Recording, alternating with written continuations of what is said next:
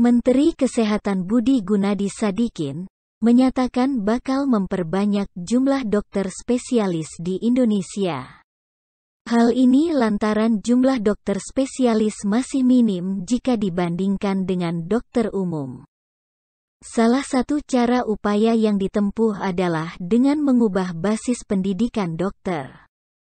Budi bakal mendorong perubahan basis program pendidikan dokter spesialis menjadi berbasis pendidikan belajar sambil bekerja di rumah sakit. Indonesia menjadi satu-satunya negara di mana dokter PPDS tidak dibayar.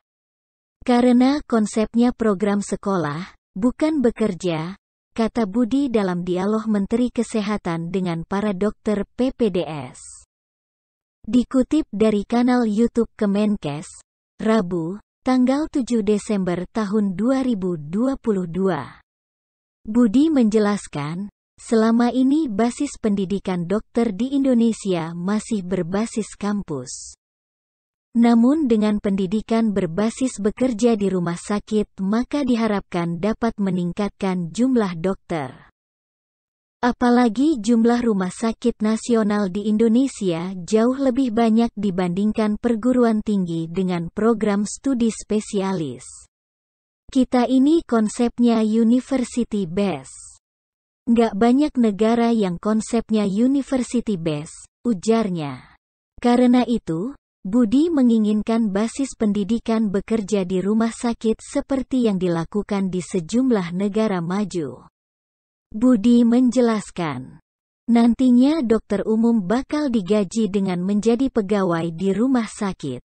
Di waktu bersamaan, dokter umum tersebut juga bakal mendapat pendidikan dokter spesialis.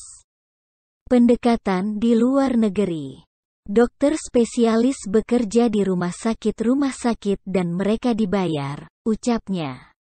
Selain itu, Budi juga menyinggung persoalan surat tanda registrasi atau STR dan surat izin praktik atau SIP dokter di Indonesia.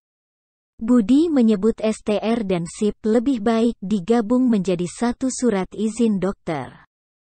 Misalnya, untuk mempermudah dokter-dokter, surat izin susah, STR susah. Kenapa sih STR dan SIP dibikin dua-duanya 5 tahun? Kasihan dokter-dokter. Digabung saja STR dan SIP jadi surat izin dokter, satu kali selama 5 tahun. Namun pengawasan kompetensinya harus tetap ada untuk memastikan dokter yang berkualitas, ujarnya. Karena itu, upaya mengubah basis pendidikan ini diharapkan dapat memperbanyak jumlah dokter spesialis di Indonesia.